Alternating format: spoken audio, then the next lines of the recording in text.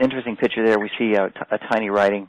Allie, let me just go to you because I want you to just analyze this as a student, not thinking he's a criminal. Like, what jumps out about this individual just as an analyst? Sure. Well, it's fairly small. At least that's what it looks like. It's hard to tell on the computer, and so that would give way to concentration and focus. And he also has pretty high upper zones for the most part, and so especially his L's. So I would say he plans ahead, and he's concentrated. He also pays a lot of attention to details, and he's observant because he has eye dots very close to the stem. So he's an observant, focused, plan-ahead person, which is interesting. And then his E's and O's and A's are often quite closed, meaning he's pretty closed-minded to other people. He has his own opinions, and he probably won't listen to yours. He's fairly dominant, either in a leadership role or he can be kind of domineering. It tends to not be so sharp, so I would imagine that he's mostly just dominant. And then he has some temper sometimes with the T-bars only on the right. His P's are very loopy, which means that he has a need for physical activity, and about average self-esteem for the most part. And that's what I mostly came up with the print. A couple of people like Deepak Chopra, the Dalai Lama, they have small middle zones and very big upper zones. And obviously those two individuals, it's all about spirituality and meditation.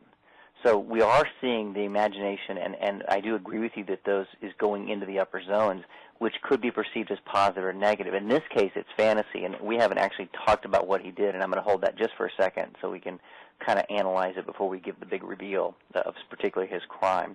I know some of you know it. But one of the things that's odd about the writing is we see some very interesting and odd traits, which would catch all of us off guard.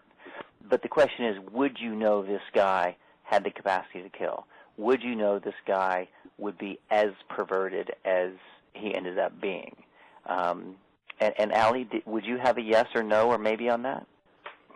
I wouldn't know. I mean, I'd hate to, say anything like that without actually knowing a person. But, I could tell that he was a very strange person just by looking at his handwriting. Right, there's something off. But I wouldn't just say, oh, you're a killer. Right. And again, the traits of like a killer, and like this whole class is not your typical violent temper, emotionally repressed. It is sort of these really odd situations that I think are really fascinating. He's not very bright.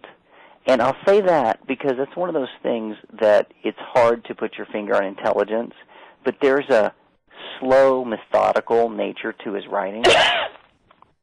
There is a lack of dexterity. There's a lack of speed. Do you guys agree with me? Mm-hmm. And to me, that reflects a slow mind. It reminds me of Sling Blade, the movie. Like the character's just a little bit slow mentally. And thus, the handwriting is slow mentally. Here in this slide, we talk about the K. I've rarely seen a more defiant K. So you have someone who's not real bright. He can't handle authority. We know he's addicted to drugs from the content. And we see this sort of muddled thinking, and it's a formula for whoever comes along to direct this kid would probably be the leader, especially when it comes to something negative.